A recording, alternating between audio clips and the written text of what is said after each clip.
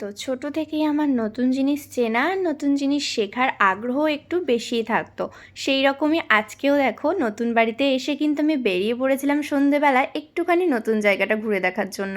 আর সেই মতো একটুখানি বাজার, সঙ্গে টুকিটাকি জিনিসপত্র কেনা, সঙ্গে ফুচকা খাওয়া আর কিছু জিনিস কিনে নিয়ে আসা। তবে যাই হোক, নতুন জায়গা ঘুরে কিন্তু আমার বেশ ভালো লেগেছে। যদিও আমার জায়গাটা অচেনা নয়, একটু চেনাই ছিল, কারণ এর আগেও কিন্তু আমি এখানে এসে ভাড়া থেকেছি। তবে আমরা আসার পর থেকে এখানে এত পরিমাণ বৃষ্টি হচ্ছে, রাস্তায় কিন্তু প্রচুর জল জমে গেছে। দেখো এখানে কিন্তু এসে আমি একটা জায়গায় এসেছিলাম, জানি না এই জায়গাটা কিন্তু আমি প্রথমবার এসেছি, ঠিকঠাক চিনি না।